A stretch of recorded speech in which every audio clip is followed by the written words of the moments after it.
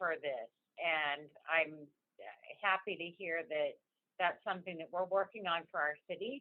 I know that the county is working on that as well, and Chris Steinacher from the Chamber of Commerce mentioned this last week in our Committee of the Whole meeting, that one of the ideas that the Chamber of Commerce, started to work on was, an initiative called Source Pinellas, where there would be a cooperative effort among all of our cities throughout the county to have, kind of a centralized location for these types of supplies. And I did follow up with Chris after our meeting, and I connected him with the logistics chief for Pinellas County, who I've been talking to about some other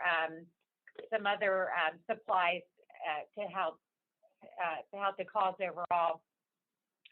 So I think it's important that cities continue to do their part, even if the county is working on having a countywide supply. It takes all of us working together to make sure that everyone can have what they need. In terms of masks for the general public, there are a lot of fantastic groups out there who are making masks to donate, and there are many people who have been able to get masks in that way, but it's still hard for the average person to go on Amazon or some other site and be able to order a supply of disposable masks or anything like that. So I haven't seen where either fabric or disposable masks have become widely available. And I think there are still many people who want to do the right thing and take all precautions and use a mask when they're out in public, but they simply don't have one. So I wonder if you have information on resources. There a nonprofit that you know of that we can communicate out to the public, or if you don't have a mask and you need one, here's where you go, or here's who you call. That's a great question and suggestion. We have two working groups currently working through issues like these. One is the External Liaison Working Group, which helps identify those exact resources that you were talking about. What organizations might be making these masks? How can we obtain them if needed? And then we have our St. Pete Cares Working Group, which is working with the community to help, get those resources back out.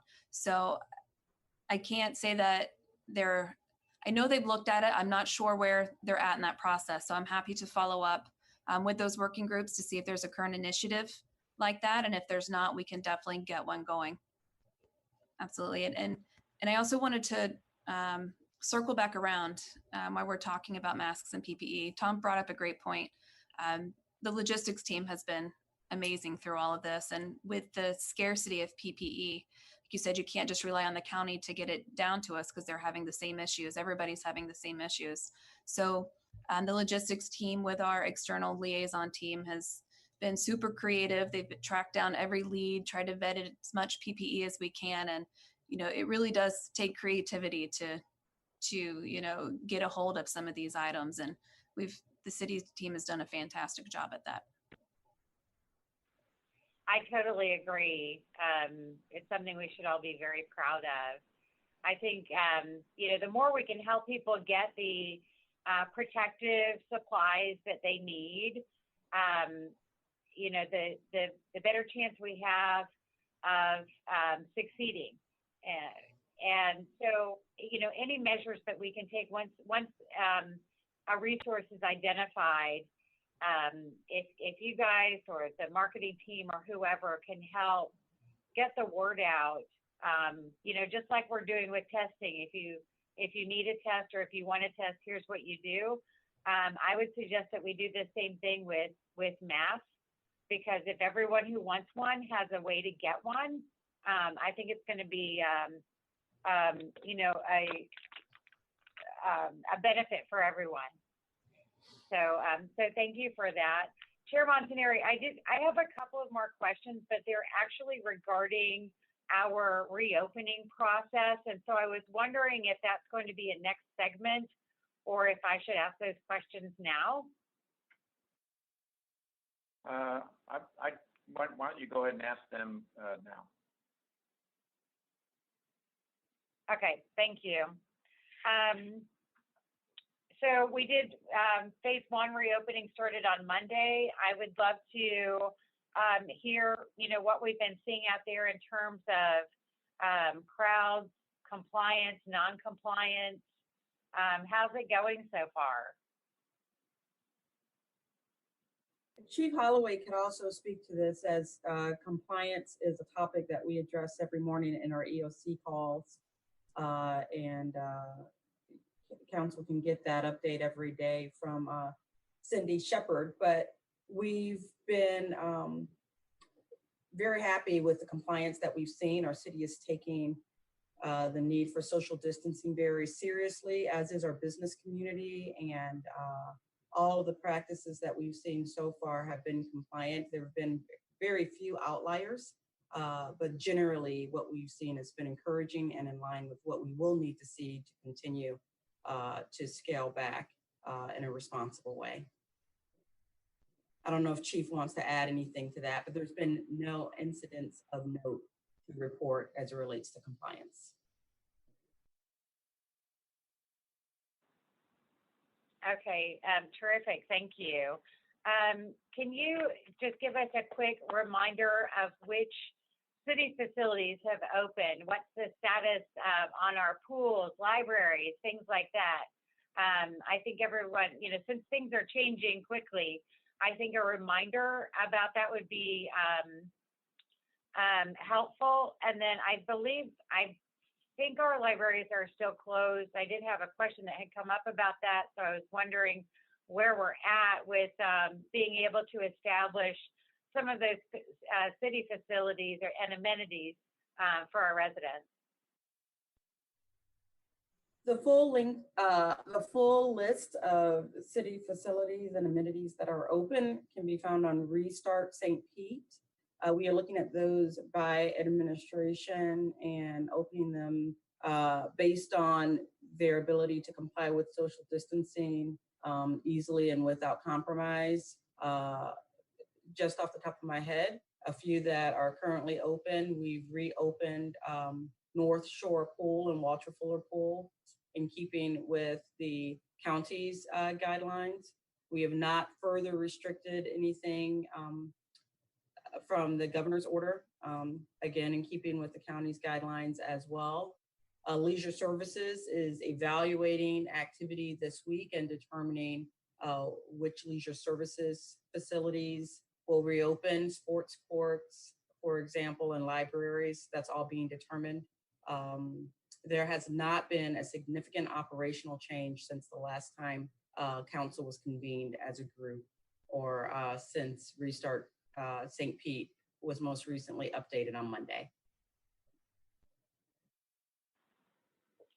Terrific, thank you. And lastly, I have been hearing from the public that the administration is considering closing some streets,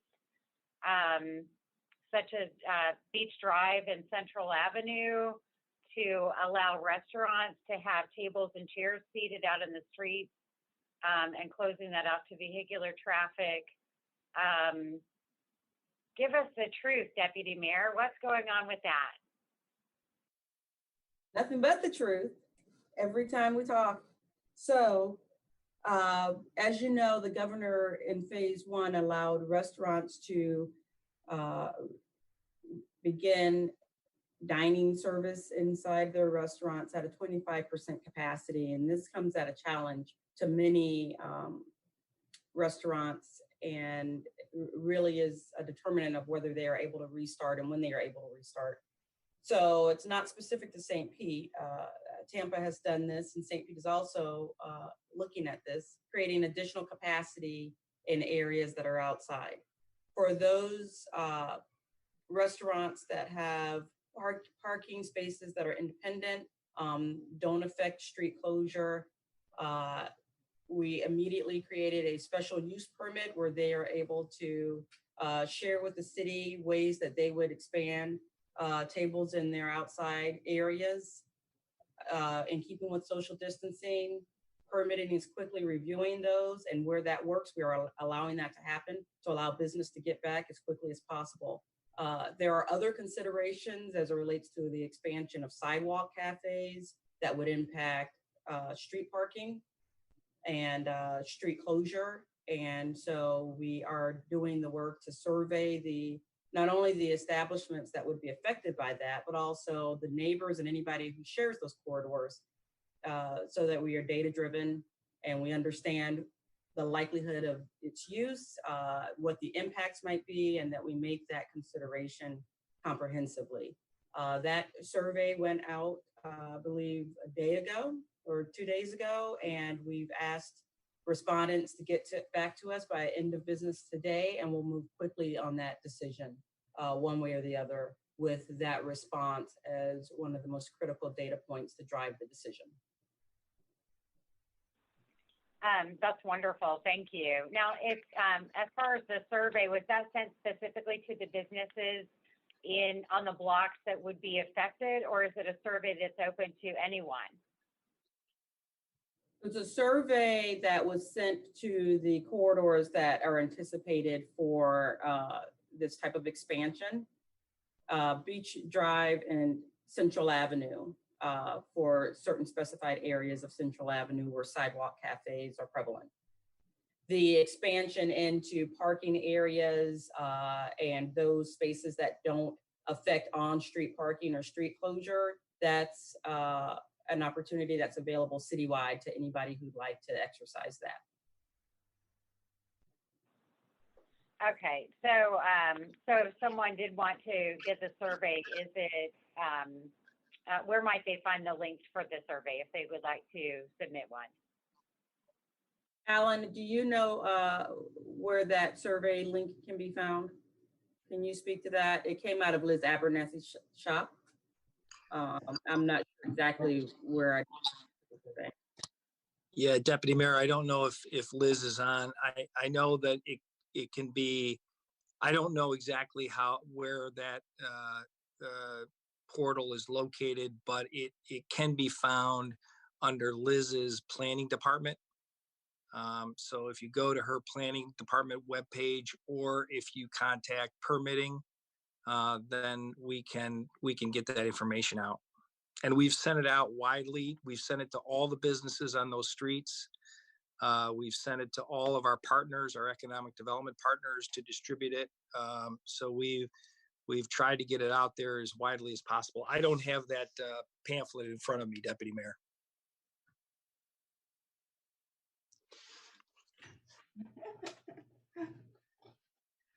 Hi, everybody. I heard my name. Yes, I'm sorry, I'm listening to two conversations at the same time. What we're doing for the restaurant and retail expansion program. The question specifically was if someone wants to take the survey related to the additional closures of on-street parking, how would they access that survey?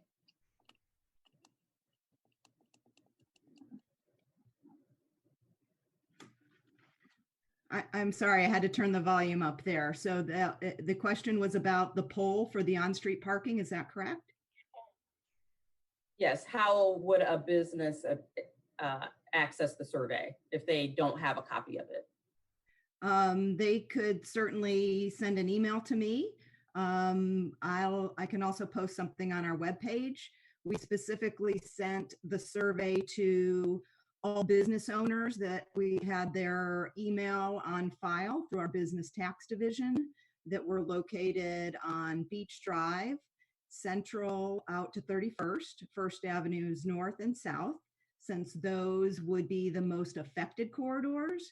If we made the decision to implement the program, the discussion would be that could be implemented in other areas, but those are the most affected corridors, so we wanted to get feedback from them. The poll was due back at noon today, if there's a desire to expand that to other areas or other people. We also sent it yesterday morning to the Grand Central District, Edge District, and the Central Avenue Council to share with their members as well. I have not looked at any of those results. And it is by design, not a mass polling of people's opinions about whether it's a good idea, but really a survey of those businesses that would be affected by it to understand where they stand on likelihood of use and if there are any unintended consequences we should plan if we move forward in that way. So it is not a survey that we really would mass distribute or seek a lot of feedback from people who are not on those corridors or don't operate businesses on those corridors. That's by design.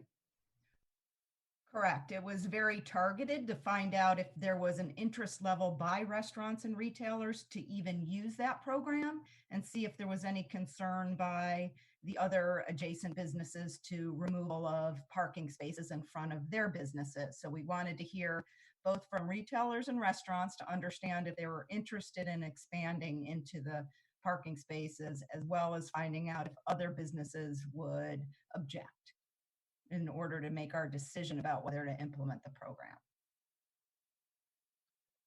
Okay, thank you. This is a topic that a lot of our business owners have opinions about. I know I've heard from several already. And so we've got quite a few folks who are anxious to find out what the city is going to do. And so I want to ask that once you have received all of the surveys and tallied the results, if you could please loop us in to what's happening with that. This is something that's extremely important to all of us. And for me, I mean, a great deal of what we're talking about is in my district. And I really, really need to be in the know on this topic so that I can communicate effectively with our business owners and so that I'm not finding out from them what's decided. So I do ask to please have some good communication on that so that whatever is decided, we can all work together to help out those business owners and get them the right messages out there. Now, when you guys talk about Central Avenue, with the idea, are you considering it sort of block by block, or everything from the waterfront to 34th Street, or what? Like, what do you guys have in mind regarding that part? So the discussion had been that this could be implemented really anywhere. It could even be restaurants on the west end of Central Avenue. So I think once a restaurant or retailer contacts us, this is what we're contemplating, that they have an interest in just expanding into those parking spaces, we would go out and take a look at that block and look at the implications for the block before we approve that. So we want to move fast, but we also want to be deliberate and make sure that we can try to envision any of the unintended consequences and make sure that this program is something that is helpful for the restaurants and retail, but not a detriment for others. Yeah, I think that's a great approach. It may be something that doesn't work on every single block, and I know that the right solution is probably as unique as the businesses on each block. So I appreciate the attention that you're giving to this and the commitment to looking for creative ways to help our business owners not only survive, but be able to thrive on the other side of this. So thank you for that. Those are all the questions that I have right now. Thank you very much, Chair. You're welcome, Vice Chair Driscoll.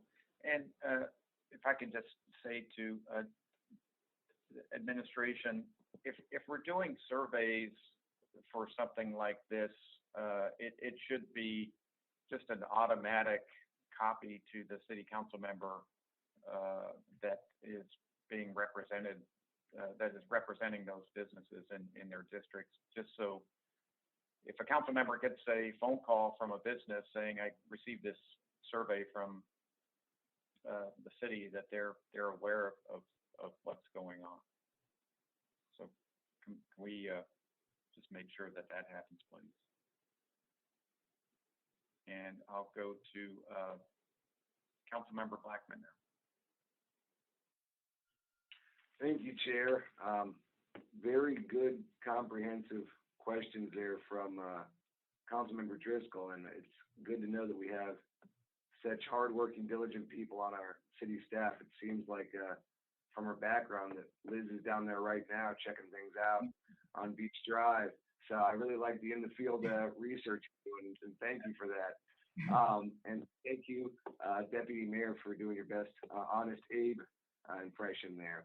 But I just wanted to piggyback off of one thing that Councilmember Driscoll said for Amber, and that was about masks. And those were great questions, and I really appreciate that data. Do we feel comfortable in our supply chain at this point and our numbers for PPE for all of our first responders and hospitals?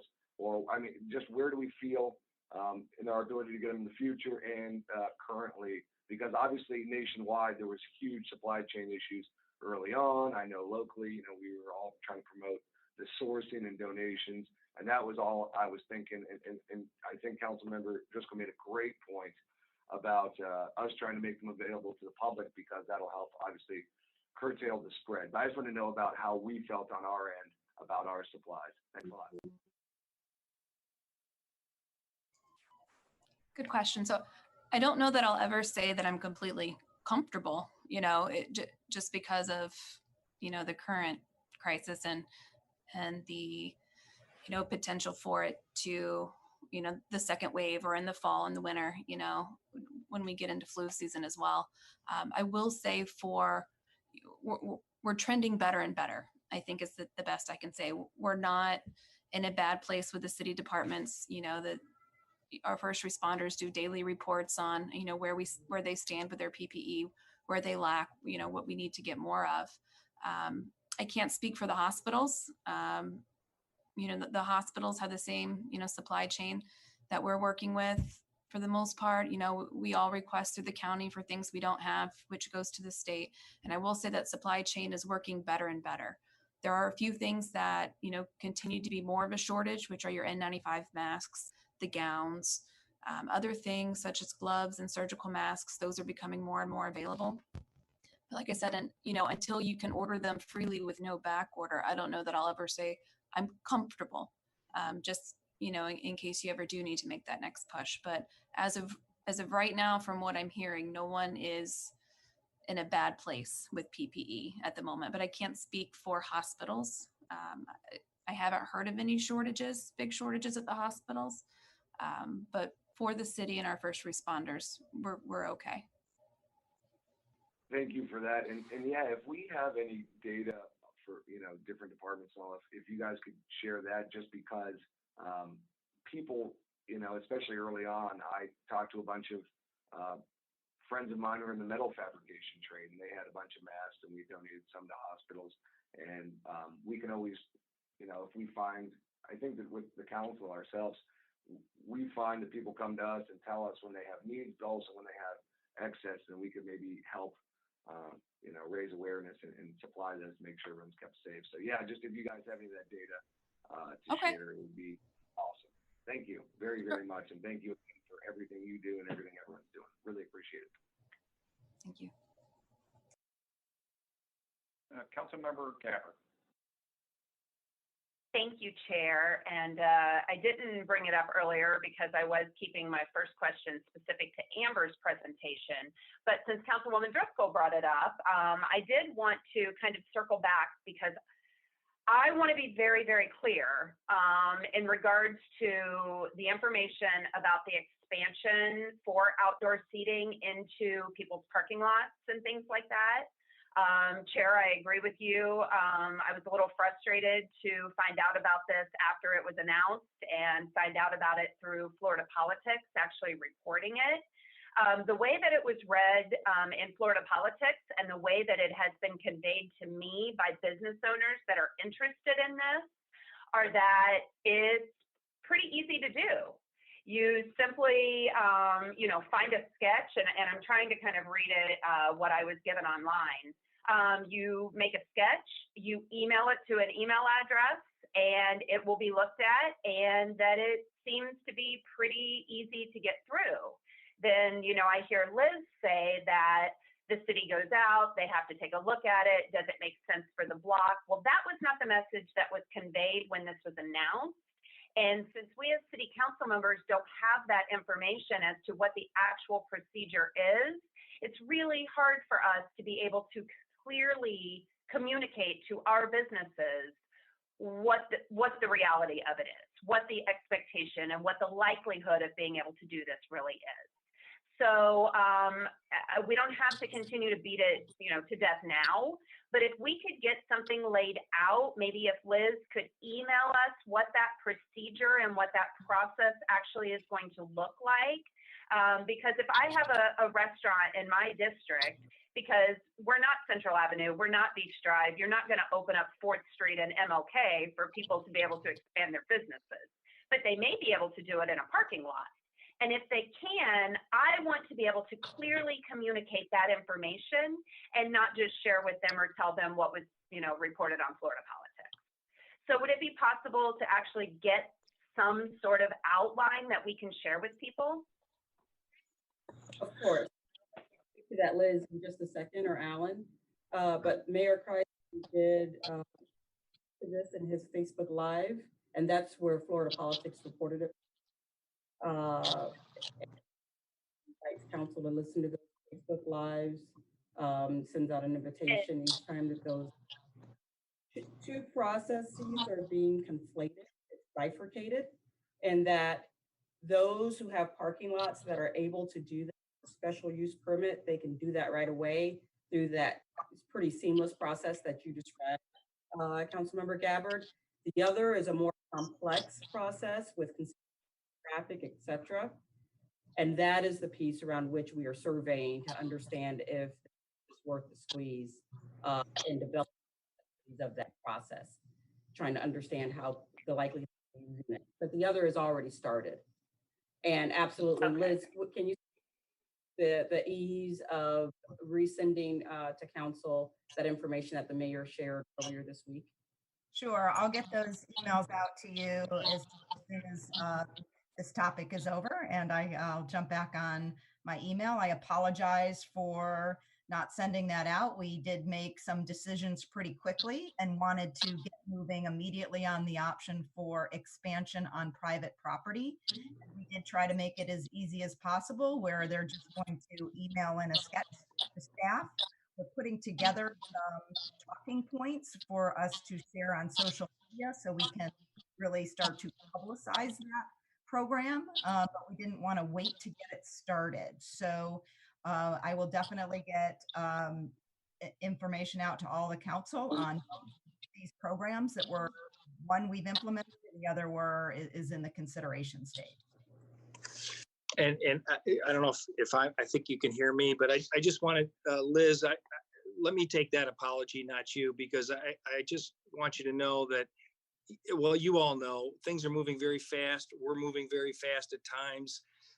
But council chair, council members, we will make sure that we do a better job communicating up front. We'll send any surveys that we're doing so that we're keeping you informed, but also getting your feedback on the spot.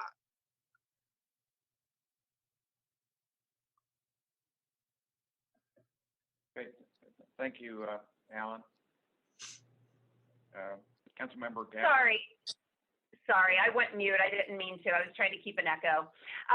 So I just wanted to say that I did not mean for those comments at all to be disparaging of the work that you're all doing. If anything, I've tried to go above and beyond to publicly praise all of you. And I think my fellow council members feel the same. You're all doing amazing, flexible, nimble, real-time work that is so important. Mayor Kreisman's announcement on Tuesday, while we're used to having those announcements every Tuesday, and I think we all plug in every time those come on, we were all in a 9-hour council meeting that day. So it was really hard for us to be able to do double duty, if you will, and try to stay on top of these real-time announcements. So I would just ask that, as quickly as we can get that information to be clear with our residents, that's our only request. So thank you. I appreciate it, Chair. You're welcome. Councilmember Blackman. My hand must not have gotten taken down from before. I'm sorry, I've been holding it up for so long. No, that's fine. I had just a couple things. First of all, Amber, I wanted to thank you for the hard work that you're doing. The reports that you that are being sent out are very thorough, and it's good to have you in front of us to explain and answer the questions that we all have on some of these issues. But you're doing a wonderful job, and I know you've got a lot of people supporting you, and I'm deeply appreciative of the hard work that you're doing. I wanted to ask about antibody testing. I didn't hear that in your presentation. Can you give us a little update on that? So there's not a lot of movement yet on antibody testing. Through the first responders, there's an initiative with the county to get antibody testing with the first responders. It's not here yet. They're still waiting on the kits and the planning that goes behind that. So that's the only initiative at the moment for the antibody testing. There's still a lot of kind of questions regarding antibody testing out there, and what's FDA approved, what's not, what's the best test, what data does it actually give you. I think there's definitely value in the antibody testing. I think there's also risks involved with antibody testing, just that it can't tell someone if they're currently positive necessarily. It may tell you if you've had the virus before, but it can't tell you that you're immune and you can't get it again necessarily. Because this is a novel virus, there's just not enough known about it to see, what kind of immunity your antibodies can provide. So there's still a lot of research on it. So at this time, it's coming for the first responders, but as far as available to the whole or to our staff, we're not there yet. I know there's some private labs that if anyone out there wants an antibody test, you can go to a private lab, and they're starting to offer those. They're more readily available through that avenue. So it's out there, but just as far as the city procuring and providing those tests, we're not there yet. We're still researching and deciding the best course. Okay, thank you. I know the FDA approved a little while back at-home testing. Have we seen any of that in St. Petersburg or Pinellas County? Not to my knowledge. I know that because I believe there's only one, and I may be wrong on that, but the demand is going to be really high. So it's probably going to be a while before the manufacturing catches up with the need to get those out widespread. So to my knowledge, I haven't seen it. That doesn't mean it's not there or people haven't been able to get their hands on it, but it's not widely available and used to my knowledge right now. Okay, thank you. I will say there are rapid tests that hospitals are doing though for staff and patients that they're able to process in-house. So it's not at-home tests, but they give pretty quick results. Okay. There was some reporting in the paper that we were going to a point where anybody in Pinellas County could get testing. And then it looked like there was some problems with that.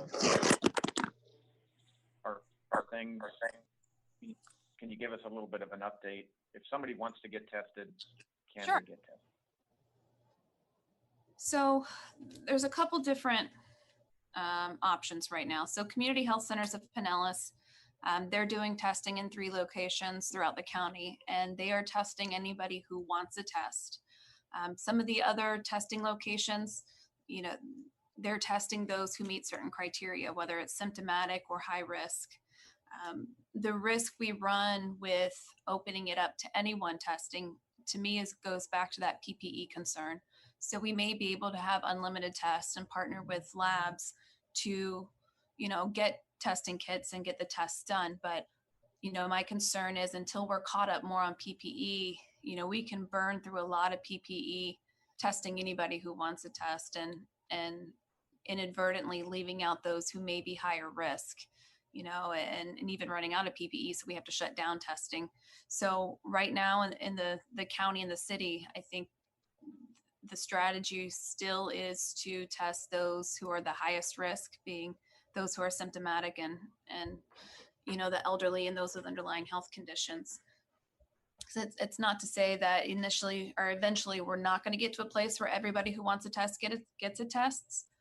And I think we're moving in that direction, but I'm not sure that we're there yet, only because we don't have an unlimited PPE supply and unlimited staffing and, you know, the services that go around with providing that sort of testing. And the mayor got very interesting and insightful feedback from the medical professionals, the physicians on his group of advisors around asymptomatic testing or testing of a person just because they'd like to get a test without any show of symptoms. And this has been corroborated by other medical professionals as well. Testing represents a point in time. And there's 30% false negative if testing happens too early. So we don't want to encourage a testing of people who are asymptomatic and then they have a false sense of security that test somehow indicates their health status on a going forward basis. It really just indicates what their status was at that point in time. So other than contact tracing or exposure-based testing of people who aren't showing symptoms, as long as there is a scarcity of the resource, whether it is the actual test or the PPE that's required to do it, it's certainly most cogent to focus those tests that are available on people who are presenting with symptoms, on people who are vulnerable, and then those who've been exposed to someone who has tested positive. And that's where our strategy and focus will be until tests become, and all of the resources required become so abundant that there's no concern therein. Okay, thank you, Deputy Mayor. My last request, and it goes back to a question that came up before about city facilities being open, and just a suggestion on the Restart St. Pete statistics report. Maybe we can add a little part on what's open and what's not open within the city. Would that be possible? Great suggestion. Thank you. Okay. We can. Well, good. Councilmember Gabbard. Were you all done? Yeah, I'm done, Chair. Sorry, I didn't take my hand down. Okay, thank you. I do want to, we don't have any further requests to speak. Once again, Amber, keep up the great work that you're doing, and I appreciate you taking the time and updating City Council on this, on all the different factors that we're dealing with as a city. It's important for us to be knowledgeable of what's going on so that we can communicate with our constituents going forward. So thank you. Thank you. And also would be remiss if I didn't give a shout out to my team out there. You know, they're the ones behind these reports and, you know, fueling the data and doing all the planning. So definitely a kudos to the EOC and the planning team. Okay, thank you very much. Thank We're going to move now to our public hearings. We have one public hearing that was supposed to start at 9 o'clock. I want to go ahead and take that up, and then we'll come back to the Fighting Chance Fund. But if we can bring up agenda item D4, ordinance 427. Good morning. Ordinance number 427-H, an ordinance of the City of St. Petersburg, Florida, amending the Edge District Specialty Center regulations for alcoholic beverages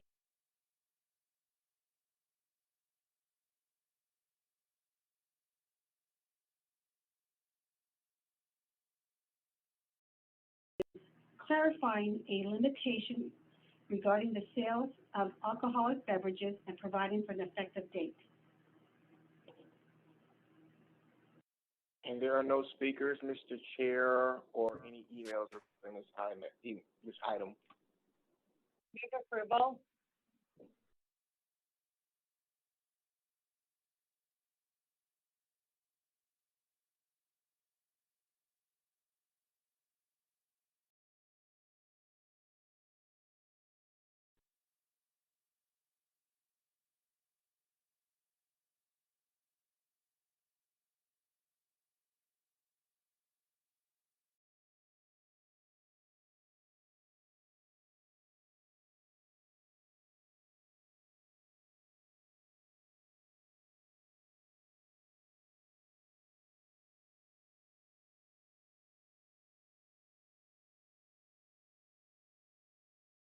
Yes.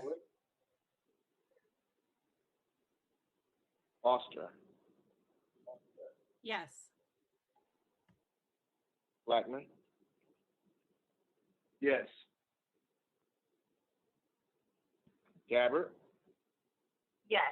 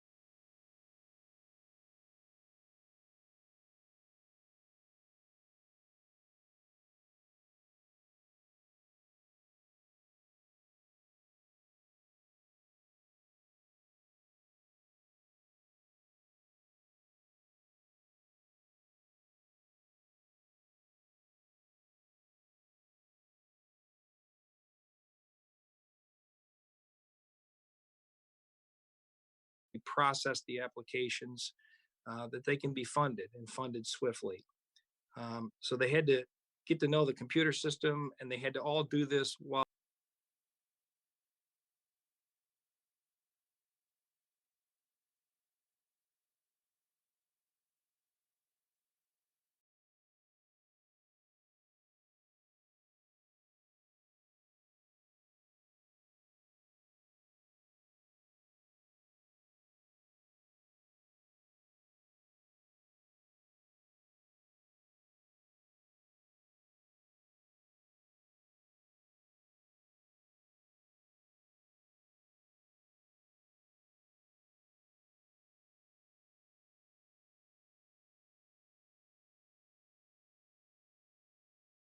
business days. And I want you to know that we've done it in 20 business days. So that's how diligent this team has been and how focused this team has been. Now, I know I might get in trouble with some of the information here, the numbers, but that's why I want to underscore again that these numbers will be sent to you in final form for round one tomorrow. But I do want you to know where we ended up. For individual applications, which is $500 for those who were approved, we had 703 approvals. That is 703 individuals that have received $500 because they were laid off, furloughed, or they lost 50% of their income. That equates to 351.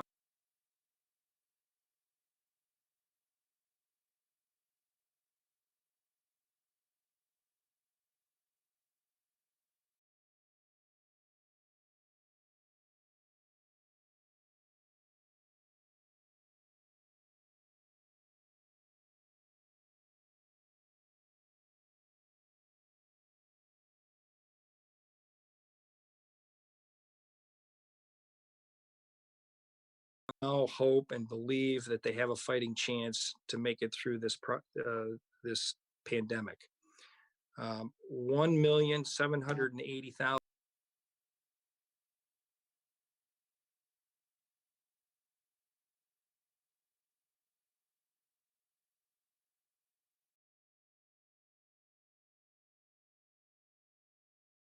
$1,000 has been issued to businesses based on this program.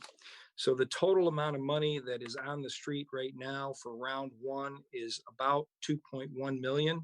That's between individuals and businesses. In the meantime,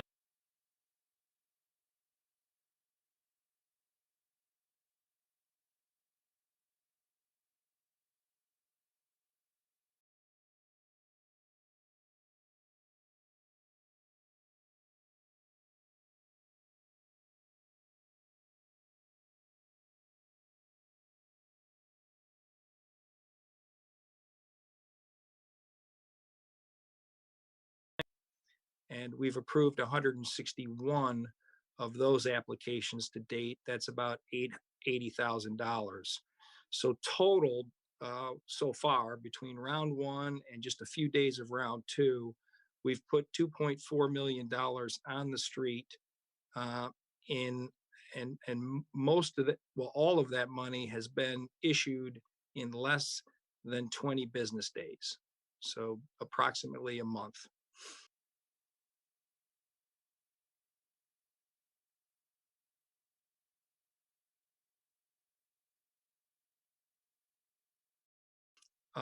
We have received calls from across the country. I know the mayor and deputy mayor have, from other mayors, and we've received it from economic developers across the country about the program.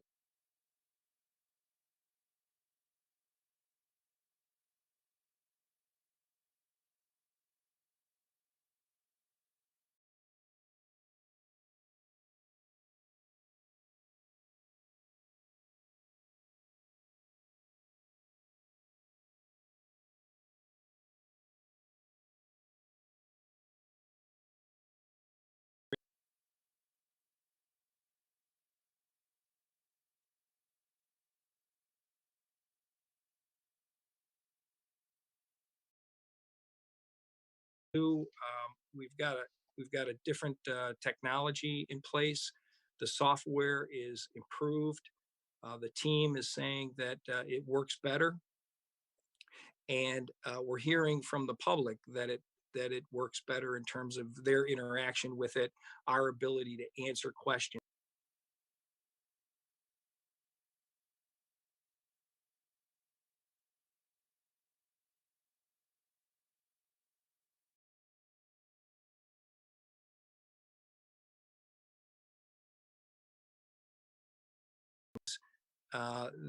This is designed to serve and retail, but our major corporations have really been saying to us, this is right on the money. Thank you for doing this, because this is what makes us special. This is what allows us to attract talent to St. Petersburg.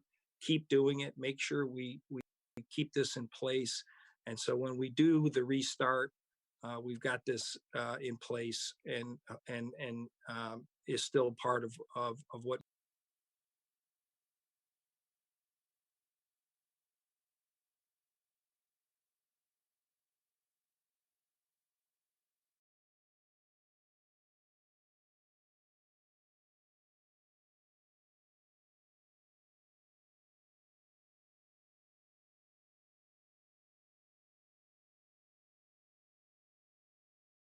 all of our public-private partnerships. The mayor and deputy mayor have made sure that we continue to serve the public in that regard.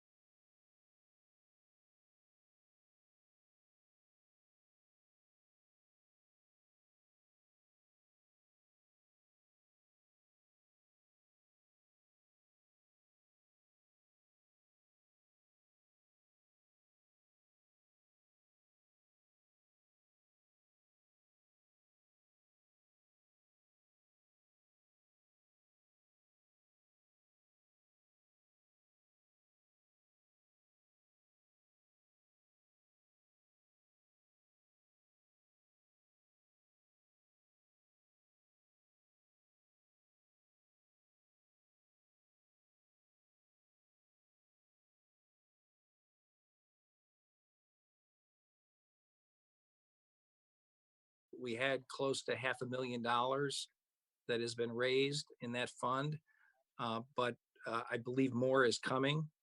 We have received calls from several business leaders that plan to contribute or have contributed in the last few days. So we think that pot is continuing to grow. And then, of course, we have, 6.8 million that was originally set aside for this program. And so we'll see where we are after round two. And we hope that the private contributions continue to come in so that we can continue to do good things. And the mayor and deputy mayor and all of you can talk about, expanding the program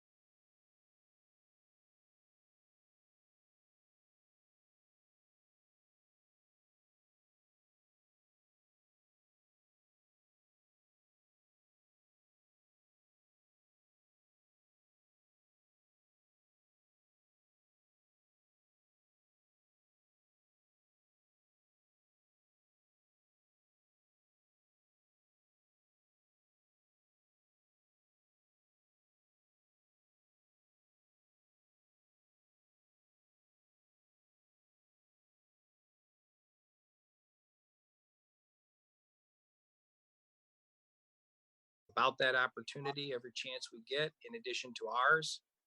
And we think it's a great opportunity for us to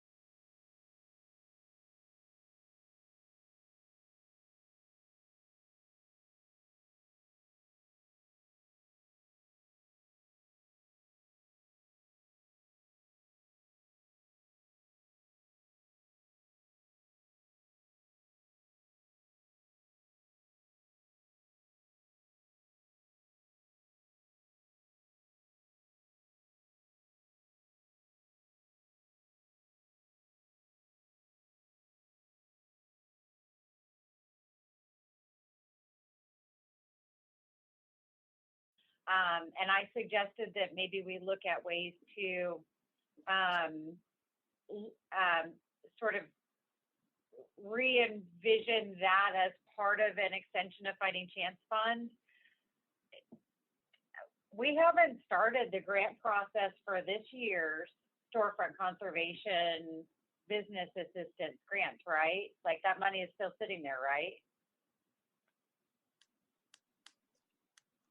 Alan? Yeah, that. I believe that is correct. I mean, I can't, I'm just thinking when, I don't know if Jen.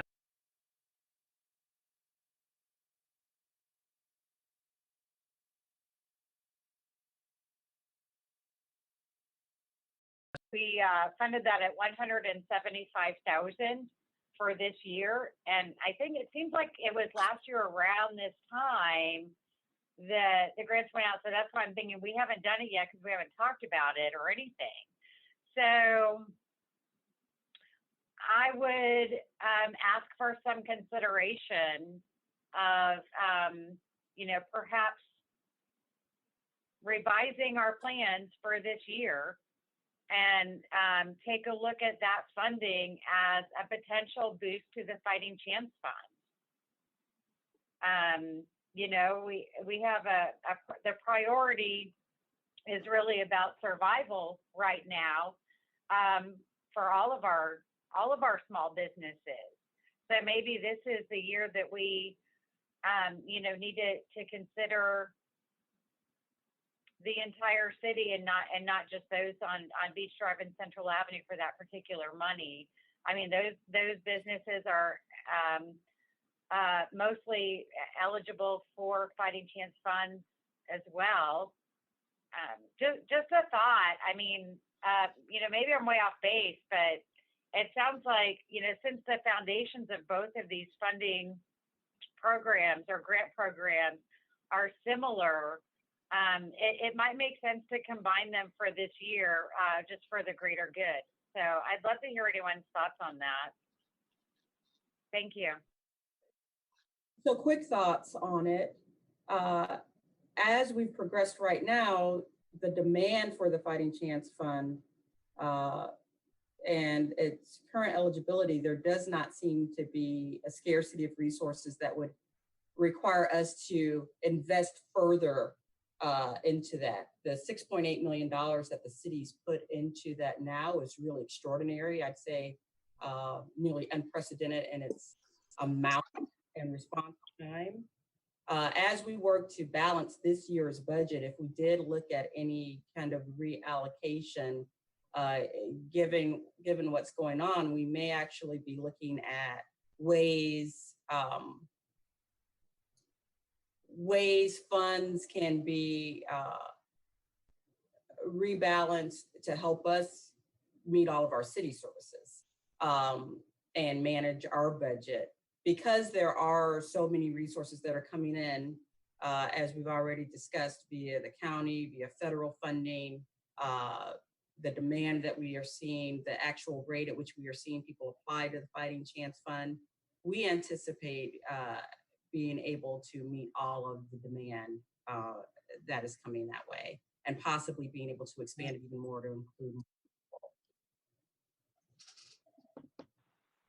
Okay, that's great. I'm glad that there's so much reason to be optimistic about the reach that the Fighting Chance Fund will have. If this $175,000 is not needed for the Fighting Chance Fund, I would suggest considering moving that allocation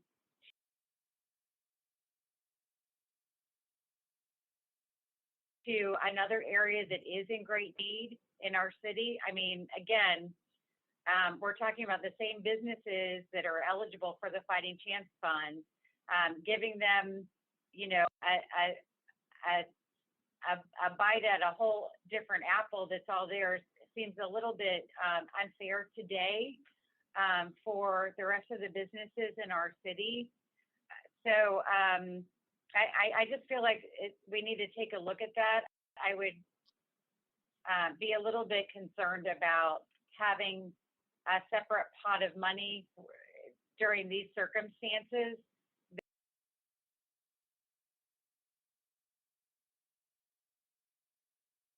It's only for businesses on Beach Drive and Central Avenue.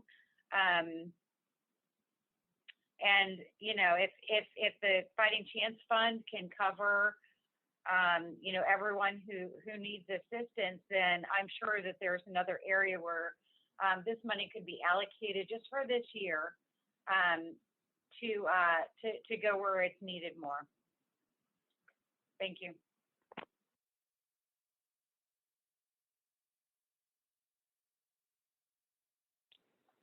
Thank you. Any further comments, Alan? No, Council Chair, just that we will be sending a full report to council tomorrow. Okay, well, thank you.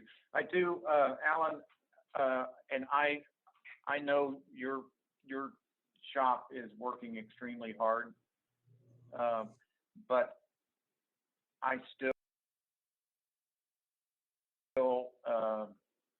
I still need more information, and like we talked to you about last week, it's really hard to follow when you present us figures and we're kind of writing them down and trying to get a sense of where they are. And then we received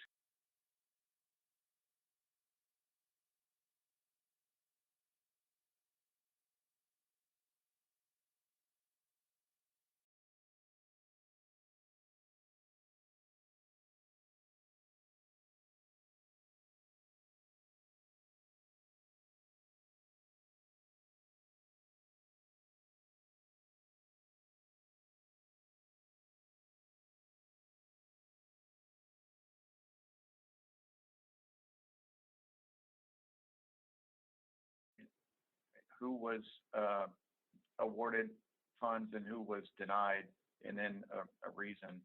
But the maps are interesting, but I think the public needs to see this also. Council Chair, we can definitely do that PowerPoint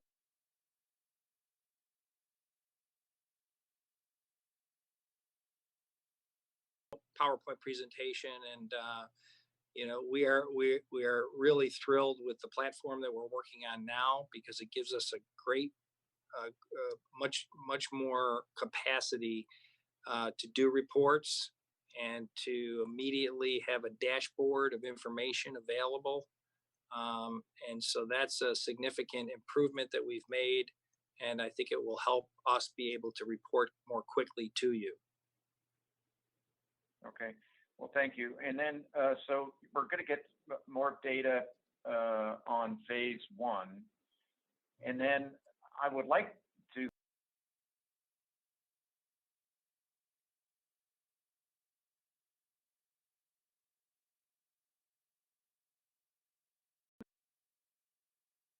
download to you on a regular basis. okay. All right, well, thank you very much. Thank you.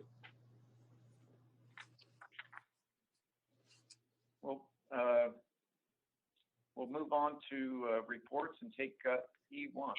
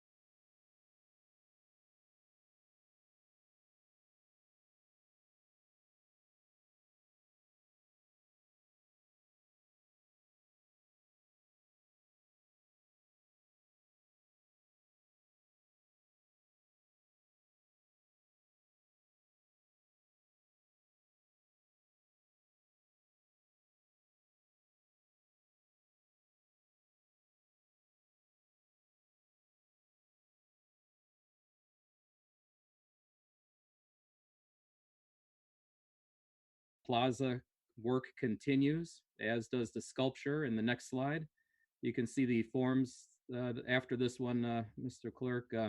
You can see the forms for both Tony Janis and Mayor File, the original test pilots of the Benoit airboat, first commercial flight in St. Petersburg or the world for that matter. We can go on to the next one, which is a continuation of the forms, which are then in the process of being cast right now. Next couple of slides focus on wing production, which is in progress as we speak. Again, you can see the forms, the frames of the wings being put together.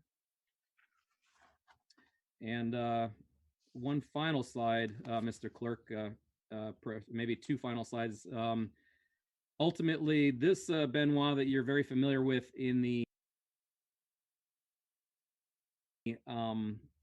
Museum of History still resides there today. This is actually a 3/4 size replica. The one that should be at the south side of the Pelican Lot, I believe, is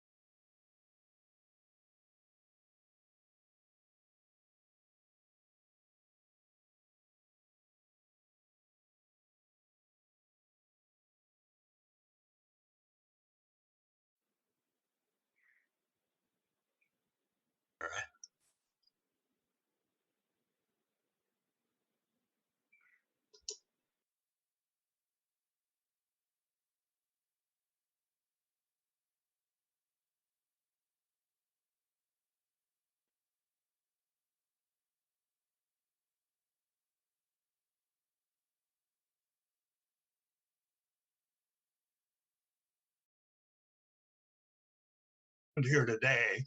And it's just the thoughtfulness, the care, the consideration, the urgency that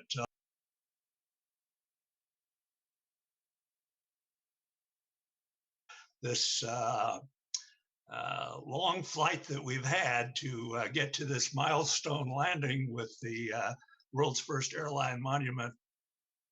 We're coming at a better time, but we are finally seeing the end of the project. I just wanted to again briefly re-emphasize the importance of the history here. This is not only St. Petersburg history, but it is world history. St. Petersburg as the birth of global commercial aviation, the birthplace of global commercial aviation. This is where it all began. What was until recently probably an $8 to $10 billion industry just in the Tampa Bay area itself began right here in St. Petersburg over 100 years ago, back in 1914. And what we're all about here is not only celebrating and recognizing that history, but also appreciating the symbolism of it and the message of it. This was an event where some very creative and imaginative people took a new science of aviation and moved it from kind of an experimental stage. These planes back in 1910, 1911 were in many ways novelties and, if you will, toys. And they came up with the idea of organizing it into a business, into a major business that it eventually did become. it not only was a celebration of the imagination and the creativeness of the people that were involved, Percy Fansler, Tom Benoit, the airplane builder, and of course the famous pilot, Tony Janis, who was the chief pilot of the first airline. But this is also a story, I think, about our city in terms of it coming together to embrace this new technology, this novel science that was just breaking at that particular time. The airline itself was important. It was more than just a first. It was at that time with this airline that the licensing of pilots occurred. It was at this time that federal regulation of the airline industry occurred. The first airline was federally regulated. It was at this time that safety was put forward as the first consideration. There was a tremendous emphasis on safety with the world's first airline, and of course there were no injuries during the brief period of its operation. And Tony Janis himself prided himself on being a safe pilot. And then there was the tradition of pilot's choice, the concept that if the pilot felt that it was unsafe to fly because of weather or some other consideration, the flight would not take place. So all of those enduring principles of the aviation industry actually began with this first airline back in 1914. But again, it's also a local story. The local community came together and embraced the idea. The business community stepped up and invested in the airline. I think we had our first public-private partnership at that time. The city provided the site for the hangar and actually built the hangar on the approach to what we now have there, the approach to the pier. So this was something that the community, the city rallied around and embraced. And as a result, we have this wonderful story of hope. I'm not going to take more time here. We have Mark Ailing on the agenda to share with you his thoughts and the work that he's doing to actually sculpt the first airliner, the Benoit airboat. But I did want to just express my appreciation to all that have been involved in this. Philip Graham of Phil Graham Landscape Architects has been the designer of the plaza that surrounds the monument, and all of his work has been pro bono. He hasn't received any funding at all for the tremendous amount of work that he's done on this over the last 4 or 5 years. Also, Cairns Engineering has contributed thousands of dollars in services on a pro bono basis. Hennessy Construction, the same. So we're very thankful for, again, the community stepping up to invest in this monument and to embrace the idea of recognizing in an appropriate way this major event in our history and in world history. Also want to thank Mayor Kreisman, has just been very supportive of this effort, has helped out behind the scenes actually in a great many ways. And I want to thank you, the City Council. We first brought this before the City Council 4 years ago, and the council enthusiastically endorsed the idea of the monument project at that time. And of course, you've been involved in this ever since then. And finally, I want to thank the staff, Chris Balestra, Raul Quintana, and Derek Kilborn, and many others on the staff have just been very, very helpful and patient with us getting the monument launched and underway.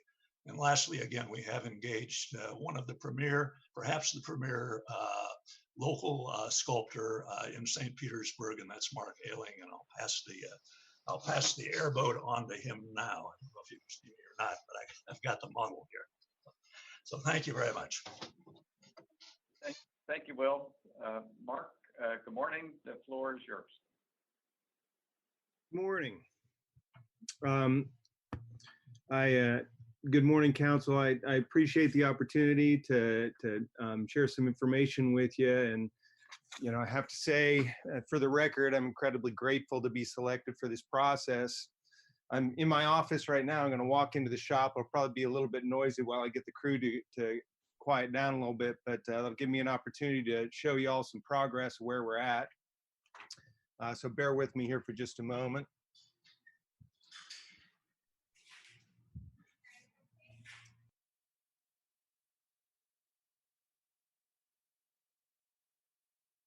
So I'm standing here at the edge of the studio, and you can see we've got two carts set up that have the wings being fabricated on them. The one that I'm standing next to right now is actually the second wing of this side. So we're looking, this is 4 wing sections, 2 upper and 2 lower. And the lower area here, you'll see some perforated metal. And that's the completed lower wing, and we're building the second wing directly on top of that. And we've got it all framed out here, and we're hard welding the frame at this point.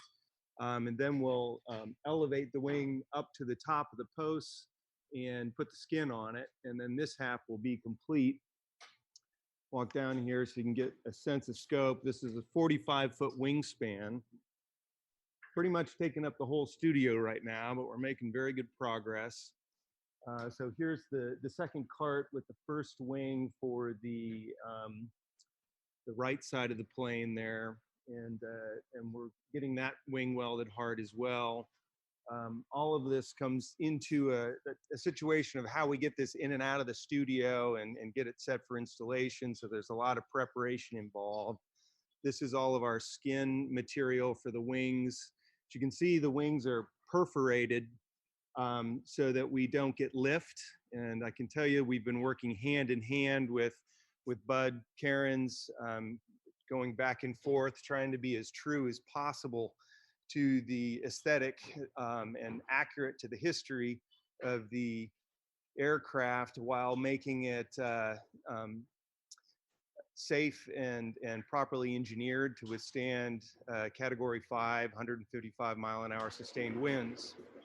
As you can imagine, an airplane like this, in its original design, had no intention of being capable of handling those kinds of wind loads. So we have to work through the original design very carefully with the structural engineer to stay as true as possible historically, but make it safe. So Bud has been incredibly helpful in working through the back and forth between design and engineering, which we have been doing for months now. And we've ended up breaking the project into 3 phases: the wings, the fuselage, and then the base component. And we've got, as you can see, the wings have been engineered for some time now, and we've been in fabrication. We finished the engineering on the fuselage portion a couple of weeks ago, and we're in the process of ordering the materials for that phase, which will begin in the next week or 2.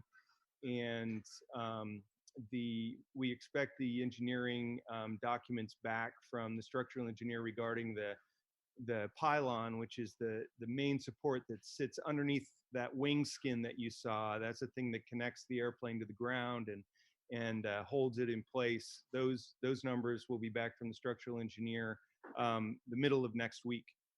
So we've been very busy at it. I'm standing right now with the patterns for the bronze of Mayor File and Tony Janis. You can see them over my shoulder here. Some of the research behind me, and the pose that they're sitting in is based on the historic picture of Tony waving at the crowd as he's landing the plane over in Tampa. And that's the inspiration for the figures as we're putting those together. So if it's all right with you, I'll walk back into the office and where I can have some quiet and let the crew get back to work here and answer some questions if you have some.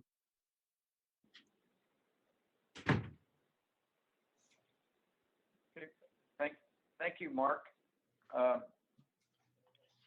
Philip, did you want to give us a little bit of explanation on your work? Sure. Can you all hear me? Yeah, good morning, Philip. Good morning. Thank you all so much for having this opportunity for the approval and to take a look at the progress.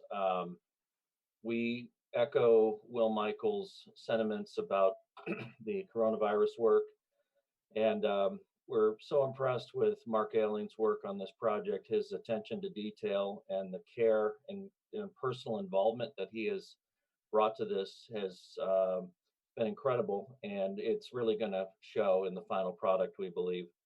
Being able to be out on the plaza as a part of the Pier Uplands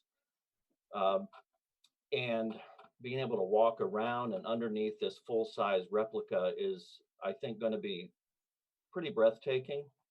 And because it's going to be full size, you'll be able to see it from many different angles across the harbor and of course at the pier.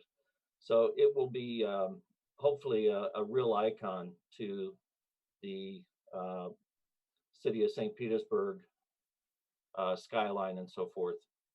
The plaza is intended to support the feature of the sculpture and work with the land that we had available to do it. We were very fortunate to be able to put the sculpture right at the site of the historic event, and that was incredibly exciting.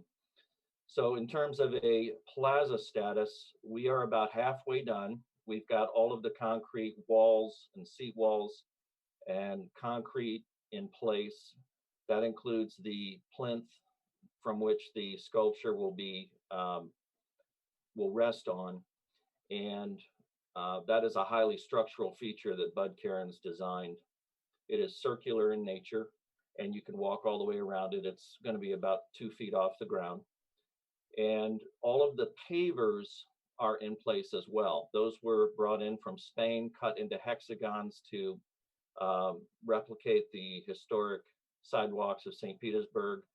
And those are bordered with a granite edging that we got here domestically in the United States. It's a salt and pepper granite that mimics the road curves of our city. The remaining items that need to be done include really the finishes and the storytelling about the plaza. We have a number of seat walls that are interrupted geometrically by 6 storyboards that will be 24 by 36 in color on a pedestal for each one, and they will tell the story of the plaza, of the event, and they'll be in color with historic photos and quotes and a lot of interesting things that should be interesting for all ages. Then we also have another wall that's to the south that kind of finishes the plaza edge, and that is a combination of a 5-foot high wall that's about 11 feet long, and that will have the historic and new bronze plaques that are going to be a part of the plaza. And then there's also, as a part of that wall, a 2-foot wall, 2.5-foot wall that will have the lettering in stainless steel for the plaza name, and that will say Benoit Plaza in small letters, and then in big letters it'll say Florida World's First Airline. And that will be finished in a porcelain veneer in a dark matte color. The exciting piece that we have for stone includes sandstone for the seat walls that you'll be able to sit on, and that is a Buria sandstone from Pennsylvania, and it's about 2.5 inches thick. It's very substantial. And then we have what they call a curly bluestone, which is a rare bluestone that has the finish and an aesthetic of water.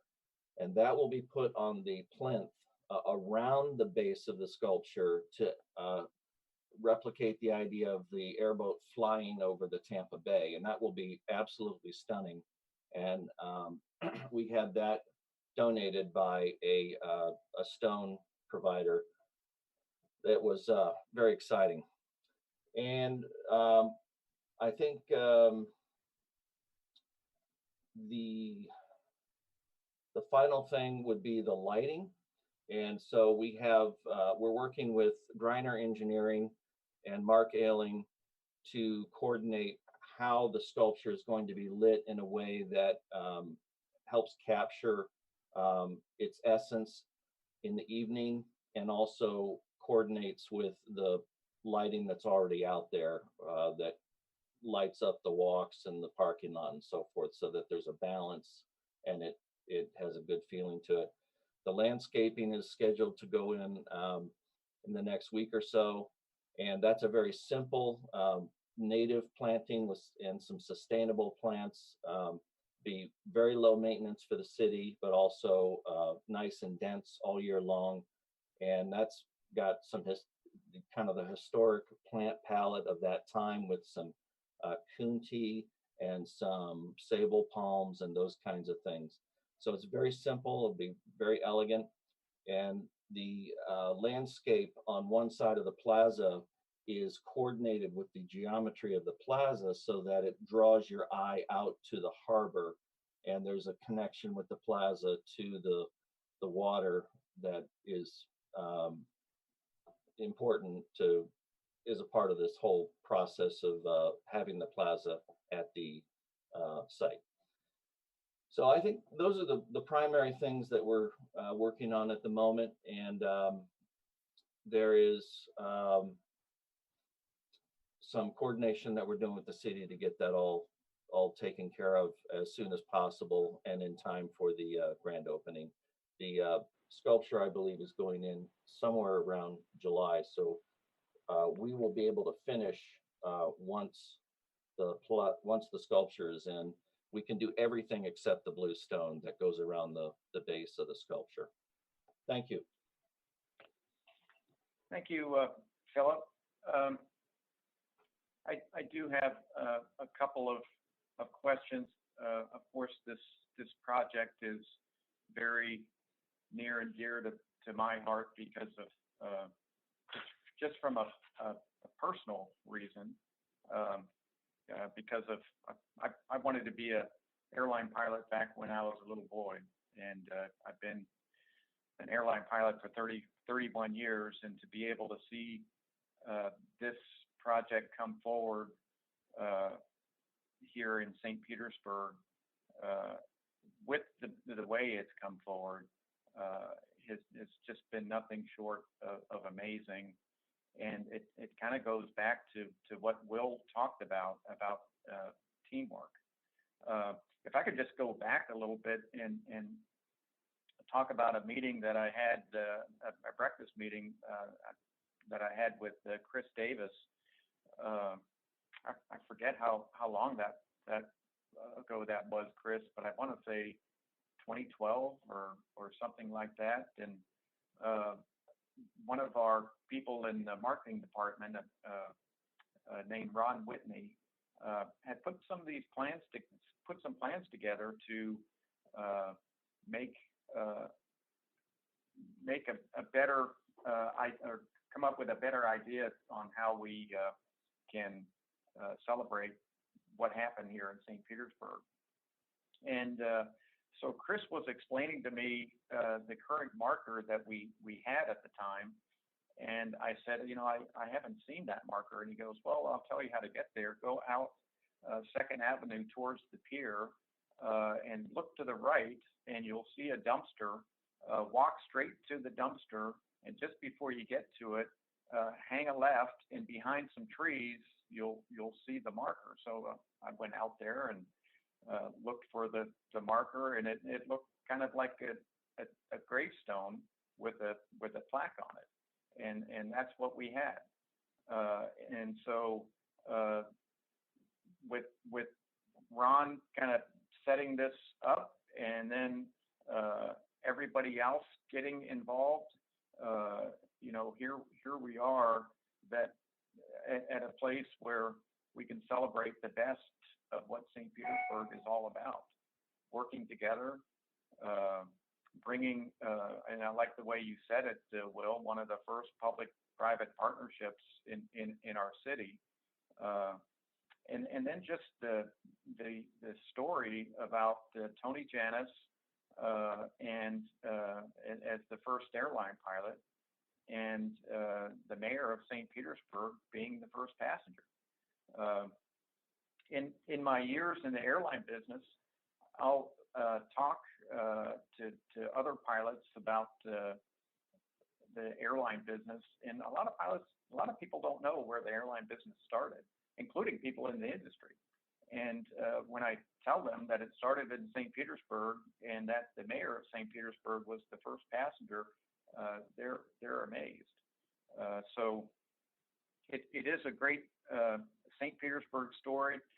I'm so pleased that we were able to bring Mark in and have a local artist, because we're all about the arts here in St. Pete, to be the person to build this for us. I also, back in 1914, I believe it was the Board of Trade was involved, and that's the predecessor to the Chamber of Commerce. And I'm glad that that trend continues here in St. Petersburg. And Chris Steinacher was part of the board. And I personally want to thank all the board members and everybody that contributed to making this day happen. Philip, you've been amazing. Bud Cairns, another amazing person. And I would like to talk just briefly, or I'll just set Will up with a question. Will, can you talk a little bit about the funding of this project?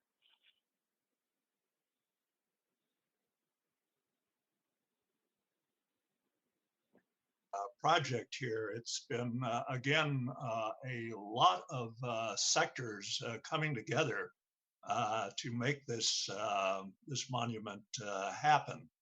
Obviously, the airline industry has stepped up. Several of the airlines have contributed significantly.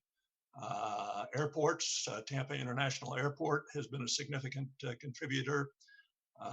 The Tony Janis Society has been very significant, but it has not just been the airline industry, it has also been the local business community.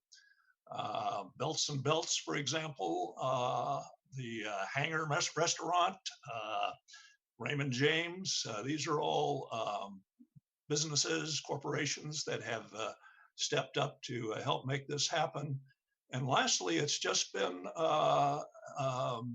local citizens here, some of them with a deep interest in this project. For example, the File family, in particular, Betsy File, has supported the project very generously. On the other hand, we've had a variety of people who have, contributed what they could. We've had retired airline stewardesses who have contributed maybe $25 or $50 to the project. And our presenting sponsor has been the William and Catherine McManus Charitable Trust. Bill McManus used to work for Florida Power, so a local couple here. Both of whom were pilots. They flew out of Albert Whitted. They had a private plane at Albert Whitted, and they are the presenting sponsors of the sculpture itself. So it's been supported from all sectors of the community and really of the nation. We've raised approximately, counting the generous in-kind contributions from Phil Graham Landscape Architecture and Bud Cairns Engineering and Hennessy Construction and Greiner Engineering and others, approximately $1.25 million to make this happen. Well, thank you for that, Will. And I wanted the city council and the public to know that this is a privately funded project, and it's very important and very impressive. Will, I just can't thank you enough for your leadership through this whole thing. You've had the patience of Job sometimes as we have gone forward over the years, and it's been a long time, and you've kept us on track throughout it all. I also wanted to recognize Chris Davis for your hard work. Chris, you're a dear friend, and you've been just steady as she goes when it comes to this project, and I wanted to thank you for that. And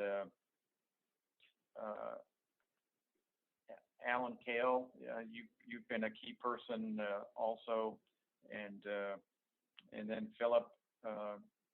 We've been friends a long time, and it's just I like your thoughtful approach and your historical approach that you take to making this special for our city, because this is happening in a very special place on our waterfront, and it's important. Mark, I did want to kind of circle back and ask a question about storms when they came up. I saw on the diagrams there's some tie downs. You've got some ways to tie this Benoit down when the storms come up. Can you talk to us a little bit more about that, please? Sure. The tie downs they're an extra added feature for safety. They're not necessary. The BUD has gone above and beyond to make sure that we're engineered as the piece stands without the tie downs to handle 155-mile-per-hour sustained winds. But we're including the tie downs as an added feature to make sure that we don't get we all know in hurricanes we have wind and then we have objects, and engineering doesn't account for objects smashing into things. So we have included an additional safeguard above and beyond the 155-mile-per-hour sustained engineering rating to stabilize the plane in high winds. Well, thank you, Mark. And Mark, I also wanted to thank you for the tour of your shop there. It was very good to see, how the monument is coming along, and it really helped to see live pictures of the progress that you're making. Well, I'm very hopeful that in the coming months that we'll be able to be open to the public for art walk, so that everyone in the community who has an interest will have an opportunity to see the project coming together, because it's very impressive. It's a big old plane, and it's a daunting task to get it all put together. But I have to say, when we got the skin on the first wing section, it looked really good. The construction's coming together super tight, and I'm very pleased with the product and the way it's coming together. So hopefully everybody will get a chance to see it and put a hand on it before it goes up on site. Yep. Yes, absolutely. Vice Chair Driscoll.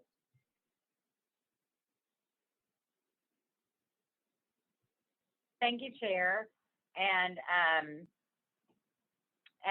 thanks everyone for the fantastic presentations. This is, for me, this is one of the most exciting features of our new pier, and I can't wait to see it as a finished product. But I have to tell you, having a chance to see this in progress, you know, through the wonderful drawings and the little studio tour behind the scenes that we just got from Mark, it's really cool. It reminds me of the sculptures that now grace our new police headquarters that were done by Mark and the MGA Sculpture Studio team. And I actually visited a few times while the shielded sculpture and the gladiolus blossom were being formed, and it was just incredible to be there standing you know, next to these sculptures while they were in progress, and then being able to see them in place once the police headquarters opened. So I feel very lucky that I get to see you know, another process for another extraordinary sculpture that will be you know, gracing our city thanks to your talent, Mark. So thank you for that. Thanks to you and Alex and everyone on your team at NGA Sculpture Studio for, you know, just being such a great gift to the world, and especially to the city of St. Petersburg with your talent. I also wanted to express my gratitude to Council Chair Montanari for your leadership in this project and your dedication to making sure that it's done right, and that it properly respects those who, you know, accomplished this great feat in St. Petersburg. So I just really appreciate all the work that you went into this. I know you are proud and excited, and I can't wait to stand there with you as it is dedicated soon. I have a couple of really quick questions, and Chris Balestra, you can probably answer these for me. While Mr. Graham was speaking, he mentioned a 5-foot wall. As it will be somewhere in this, could you give us some specifics as to where that 5-foot wall is going to be located? Yeah, and again, I thank you very much to Chair Montanari and the entire team who's worked so hard and so diligently on this project for years. And the team in its entirety have been very responsive to our peer team. We wanted to ensure that everything that we did with the Benoit was perfectly integrated from both a pedestrian perspective, a safety perspective, including the view corridors that we work very hard to protect at not just the pier, but the entire St. Pete waterfront. So we have a one section of 5-foot wall that was taken down a bit, and it provided, I think, a substantially better view corridor to the south, directly looking at our marina and ship store. And there remains a component of that, which will be available for plaques and such. And so there's probably about at least a 6 or 7 foot length of that. But the angle of it, as you approach it from a pedestrian perspective, does not impede the view corridor in any substantive way. And again, our design team was very happy with the result and the team's responsiveness on that adjustment that they made to the plaza. Okay, that's great. Thanks. I just want to make sure I had clarification on that, and I look forward to taking a look at that progress next time I go out there. Regarding the lighting, Chris, do you foresee any issues that this would be creating for nearby residents, as similar to other issues that we've been addressing together? No, and great question. We've been working very closely with the surrounding community relative to all the lighting, most of which is up right now at the pier. What you see is what you're going to see, save for some splash pad lighting, which is only required when the splash pad is operational at night. The Benoit lighting specifically is, again, it's directed in a way that should not pose any issues. And again, we will make adjustments as needed to be responsive to the community. We understand, what we're seeing at ground level is not the same as what you're looking up from 30, 50, or 500 feet up in the air. So we want to make sure that from every possible angle, we have, number one, from a safety perspective, appropriate lighting for people, pedestrians, visitors, but also the ability to properly illuminate the plaza and the subjects. So we're in a very comfortable place on the design side of where we are right now and the existing lighting that we have. And we look forward to finalizing the plaza and having the monument placed to make all of the final adjustments. Terrific. Thank you. Thank you so much. And thanks for your continued attention to that specific issue that's very important to some of our residents. Those are all the questions that I have. Thanks again to Chair Montanari for your leadership on this and for the big role that you played in making this happen. Thank you. Thank you, Vice Chair Driscoll. You're very, very kind. I was glad to play a small role in making this happen. I do want to acknowledge the people that have been involved with this. Will, you helped put together the Honorary Advisory Board, and I just want to give a little context to council members and the public. When you look at the people that are on the Honorary Advisory Board for this project, it's a who's who of commercial aviation, and we also have some political leaders in our community going way back, and people that have been involved in aviation at a local level also.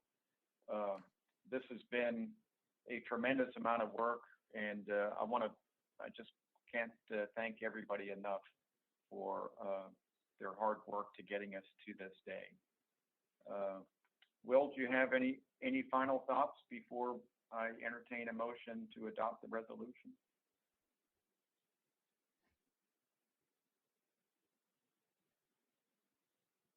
Thank you.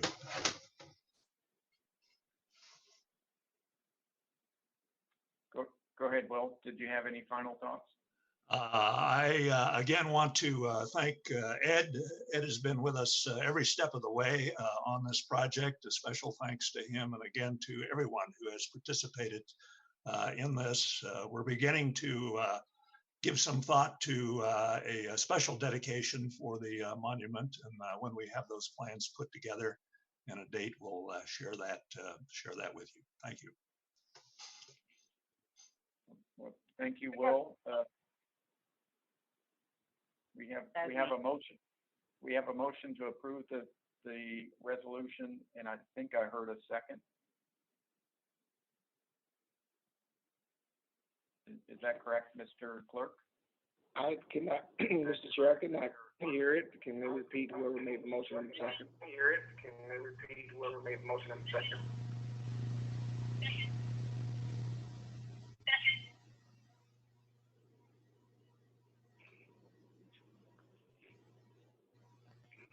Excuse me, Mr. Chair, I still didn't hear it.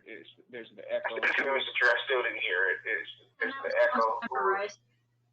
Councilmember Rice seconded the motion.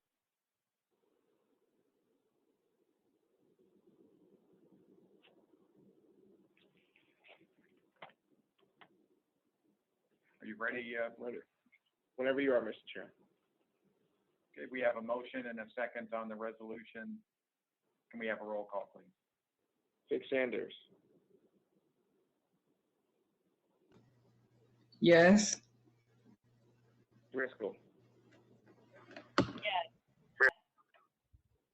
Wheeler Bowman. Yes. Foster.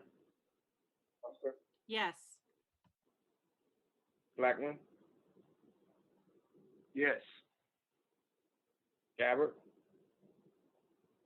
Yes. Montanari. Yes. And Rice. Yes. Motion passes unanimously. Thank you, Mr. Clerk. Thank thank you again, everyone that has been involved, both in the private sector, all the city staff. I'm just so impressed and so thankful. So thank you for everything that you all have done. Council, why don't we take a short recess and we'll reconvene at 11:30.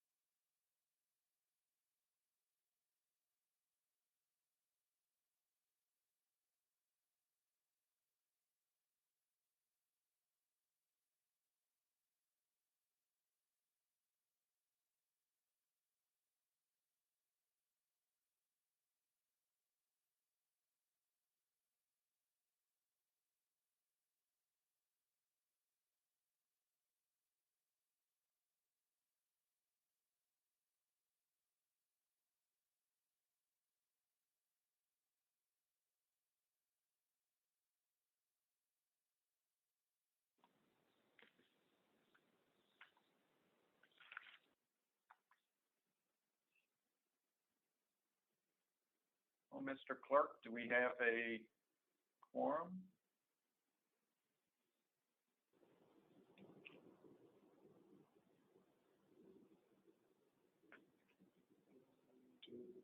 Looks like we do. Yes, we do. Okay, thank you. We'll go ahead and take up E2, the police quarterly report. Good morning, Chief Holloway. One moment, Mr. Chair. Let me bring Chief Holloway in. Okay.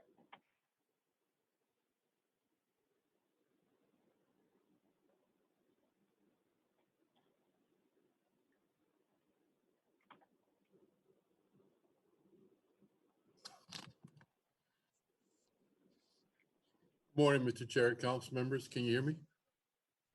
Yes, we can. You have the floor. Thank you, sir. Again, it's always a great honor and a privilege to bring to you the great work that the men and women are doing here at the St. Pete Police Department, and also the help that we're getting from our community.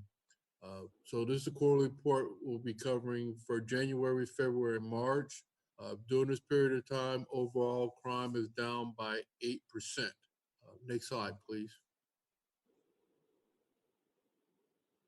So as you can see from our drug stats, our cases are still continuing to go up. But I also want to remind council that we still do not arrest on small amount of marijuana. We still use the APAD, which is the adult pre-arrest diversion, and also the notice to appear. Most of the marijuana arrests, if you ever see those, is probably a secondary charge. Either the person was arrested maybe for robbery or grand theft or something like that. But these are due to our PAC unit, the police anti-crime unit, and people that are calling in on the suspected drug houses or drug dealers in the community. Next slide, please. You all can see our robberies are still continuing to trend downward. Next slide. Burglaries are also still continuing to trend downward. Again, thanks to our community, people are starting to lock their homes and just paying close attention to things that we've been talking to them about. Next slide, please. Auto thefts are also continuing to trend downward. Next slide. Auto thefts are also continuing to trend downward. At this period of time, you can see that they're down 20% compared to last year. We're still making arrests of juveniles and adults. We are actually very proactive in going to locations where we're recovering cars and finding the suspect either in the cars or around the cars, or the detectives are able to do a great follow-up to find out who was driving the cars. Next slide, please. Home is still very active. And as you can see, we're still supervising quite a few amount of juveniles, but this program is working because, again, once these juveniles have been arrested or on some type of supervisory release, the officers, the deputies, will continue to go by and monitor them at their location. Next slide. Our second chance program is still very effective. Next slide, please. Our PATH team continues to do a great job with our homeless issues. As you can see, all the referrals and contact they made in the past 3 months. Next slide, please. We've had 3 homicides this past quarter. There's only one open one at this time, and we still continue to get information to try to close that homicide. Next slide, please. Nuisance abatements have gone down compared to last year, as you can see. Next slide, please. Use of force during this period of time, use of force was used over 205 times. Next slide, please. No pursuits for this period. Next slide, please. As I spoke about earlier, you saw we used force over 205 times, and we only received 1 complaint from a citizen and only one complaint this year via the department. Next slide.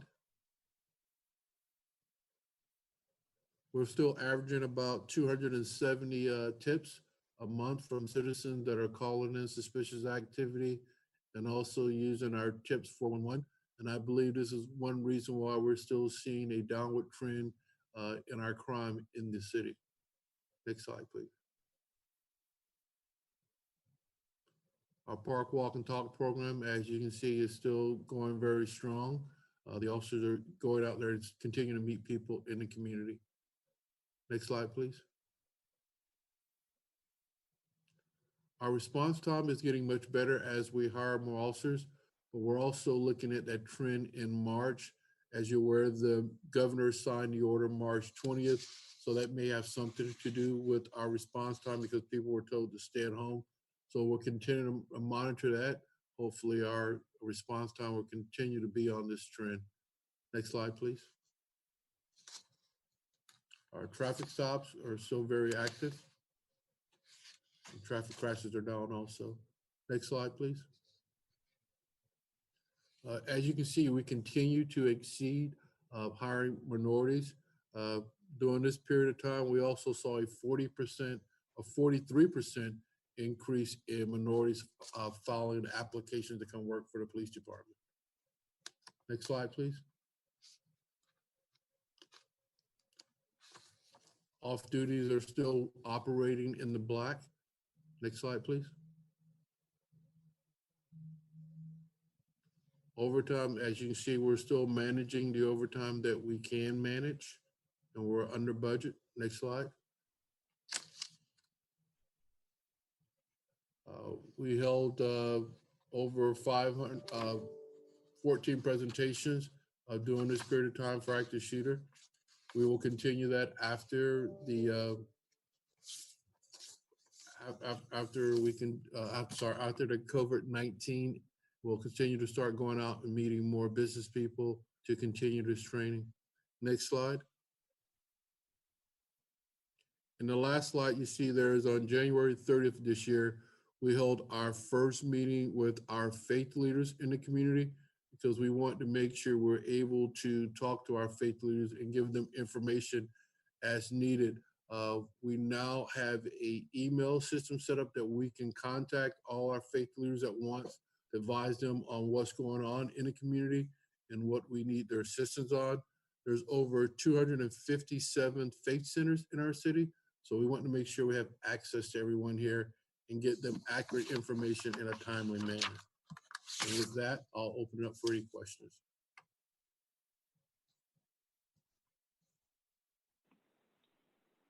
Thank you, Chief. Councilmember Blackman.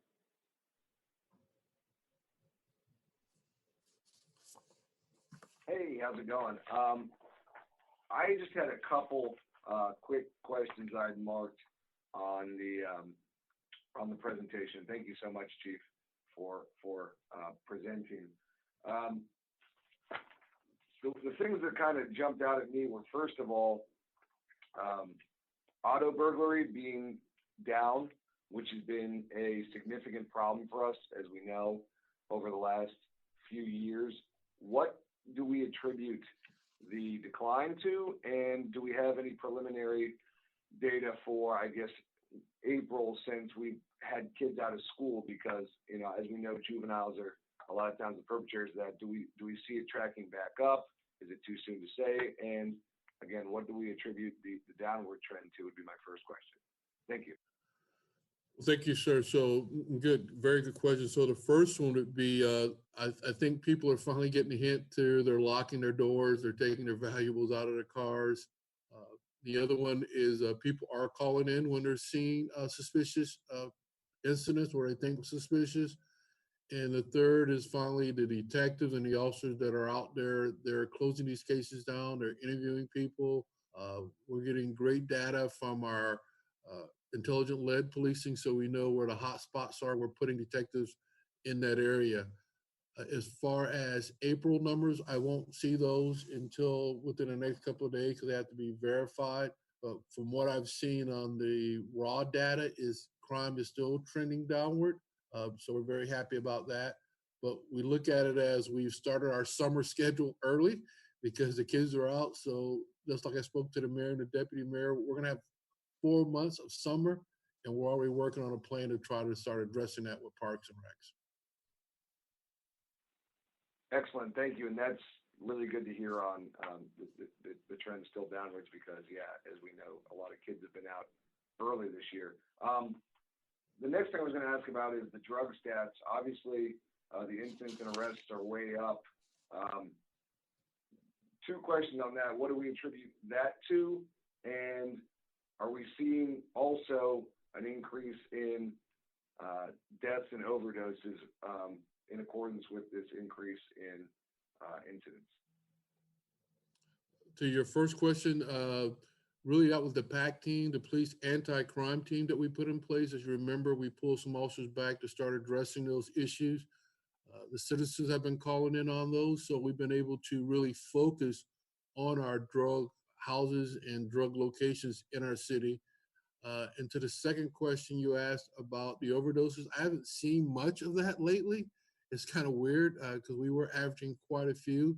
I think now we're averaging maybe 3 or 4 overdoses a week when we're doing 3 or 4 overdoses a day.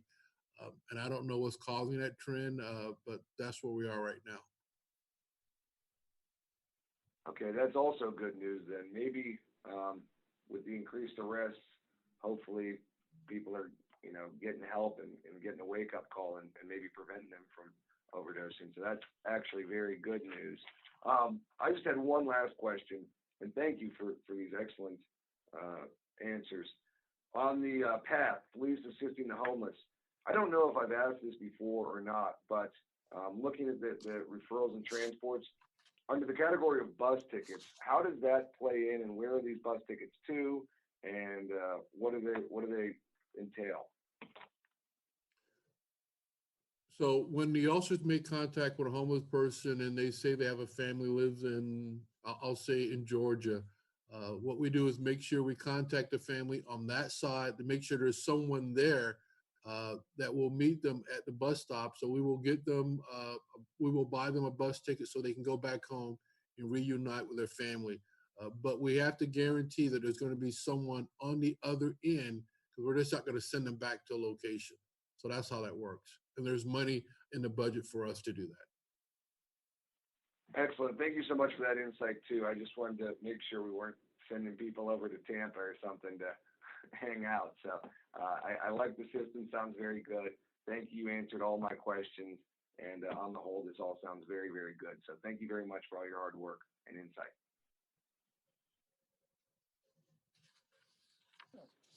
Thank you, Councilmember Blackman.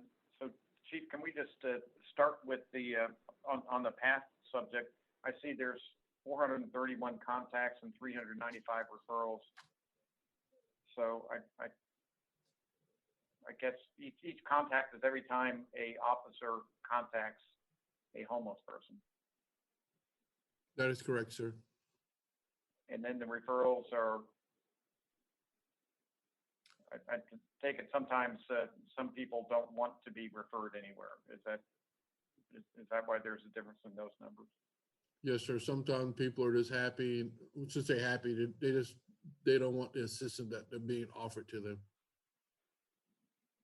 Okay. All right, thank you.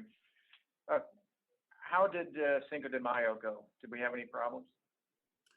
We had a few complaints on some restaurants, but thanks to our partners with fire department and code, we went out there. We looked at the issue. There were maybe one place was out of compliance, but other than that, everything went well on that day. Okay. Thank you. On the overtime slide, the slide says overtime special event. Is that supposed to be plural, special events? Yes, sir. I'll have them change that. Okay.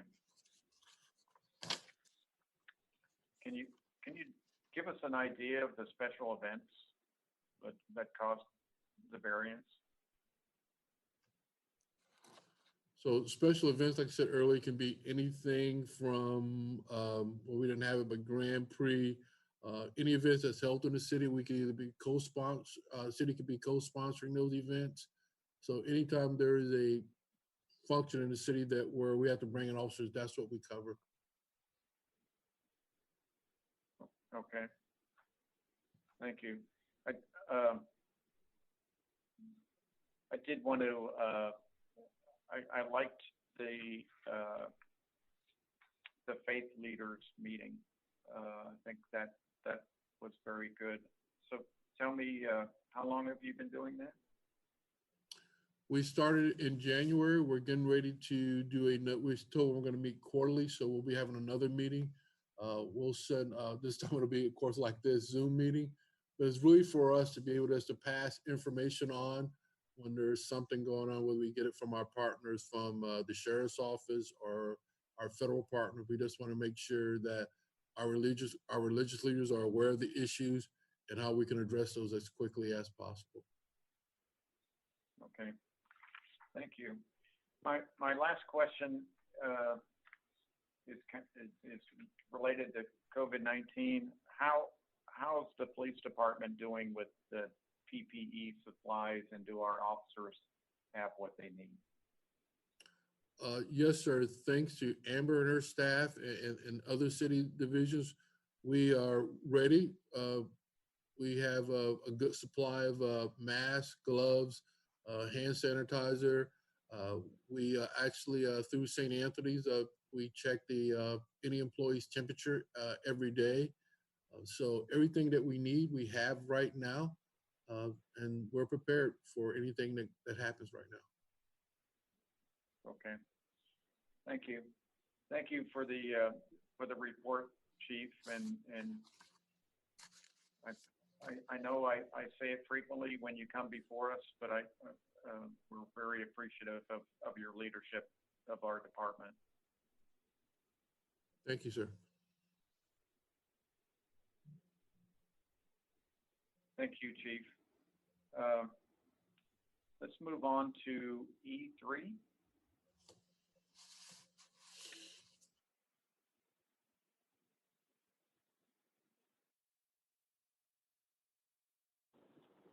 One moment, Mr. Chair, while I bring Mr. Taylor into the meeting. Okay.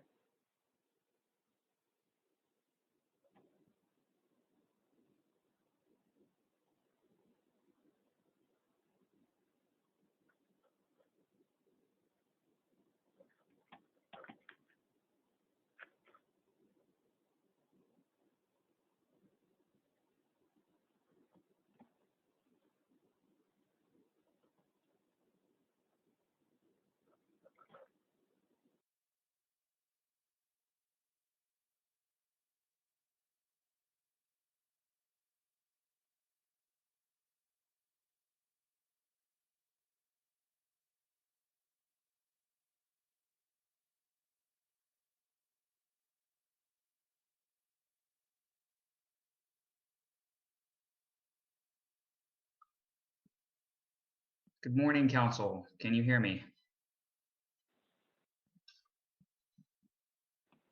Good morning, Noah. We hear you fine. You have the floor. Thank you very much.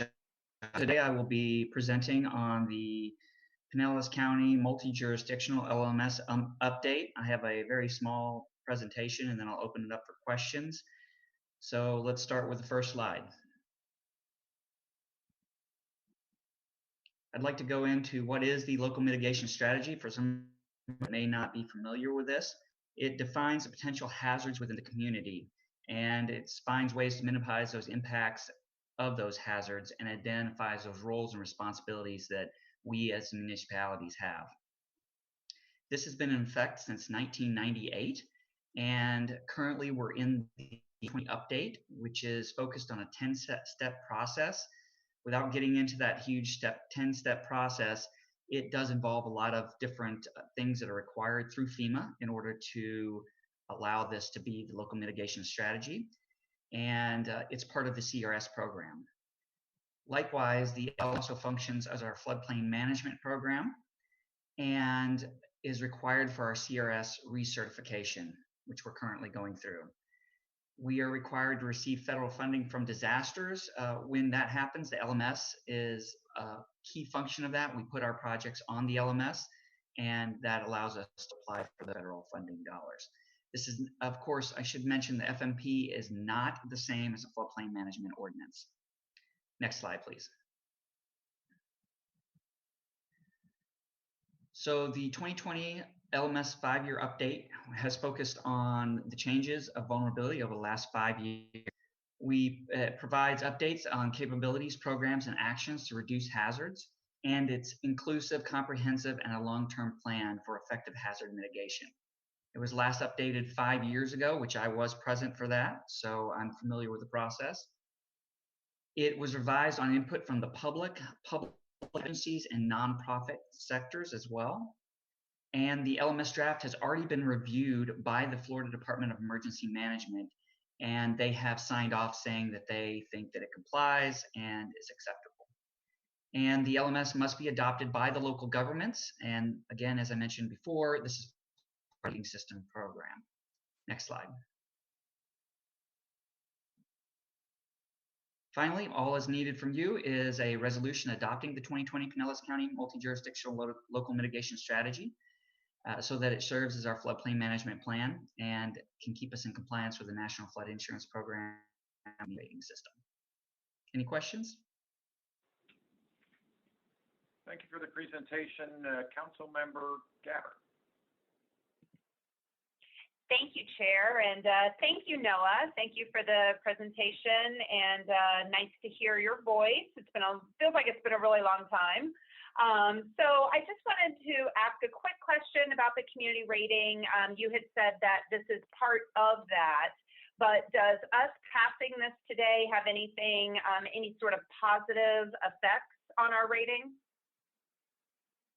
It maintains our rating, so basically we have to have it in order to maintain our CRS rating. Okay. And can you give us an update again on where we are moving towards that next rating that we've been working so hard on? So currently we're in our CRS recertification, and we are working on getting that taken care of, and then we can focus more on getting back to gaining those points to get to the next CRS level. I recently received from ISO, which is the auditing agency for FEMA, the individual breakdowns of each of the elements. So once I have had a chance to go through that after our audit, I will be able to tell you better kind of where we are lacking points and where we can gain points. Great. And Chair, if I may just take a moment of privilege, I wanted to share with my colleagues, if you all remember, we had passed through the HERS committee, the mobile home building standard initiative that was going to go forward to full council after some community outreach was done, because the two mobile home parks in the city that actually have the greatest impact on these changes lie within my district. I had volunteered to kind of spearhead, along with Liz Abernathy, Noah, and Don Tyre, kind of that reach out. And so we were able to have a meeting with Americana, Mobile Americana, and that is the largest impacted mobile home park. We were able to have a presentation to them. It was very, very well attended. We got some good feedback, and then the pandemic happened. So we were kind of stopped in our tracks from having any more public meetings, but I can tell you that we have continued reach out to Pinewood Mobile Home Community, which is the second largest resident-owned impact community. And as soon as we are able, we are going to be putting together a packet of information for them. Their kind of association management has offered to hand deliver that to all of the residents, explaining what those changes would be, asking for feedback, and then being able to move forward with some sort of, outreach to them. So I just wanted to let you all know that we did start that work. We were very successful in what we had done so far. We're continuing to look for creative ways to continue that outreach so that this item can be ready to move ahead, because the mobile home standards, as you'll remember, were one of those issues we were working on to get to that next level. So I just wanted to thank Liz and Noah and Dawn for that work, and wanted to let you all know where we stand on it. Thank you, Chair. You're welcome. Thank you for the update. And Noah, thank you again for the presentation and for a very thorough report. I forget how many pages it is, but it was quite the volume. We do have a resolution. Thank you, Noah.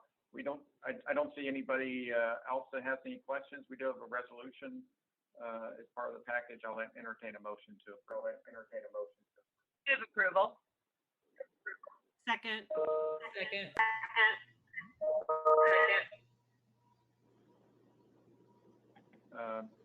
We have a motion and a second. Councilman Black.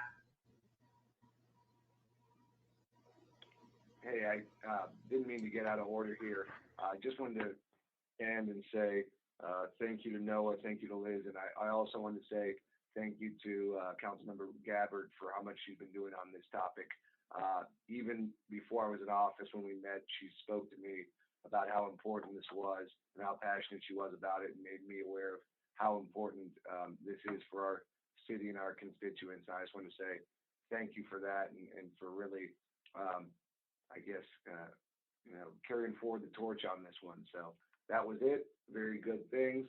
Thank you, guys. Just want to express my gratitude. Thank you. Thank you, Councilmember Blackman. We have a motion and a second on the floor. Will the clerk please call the roll? Second on the floor. Will the clerk please call the roll?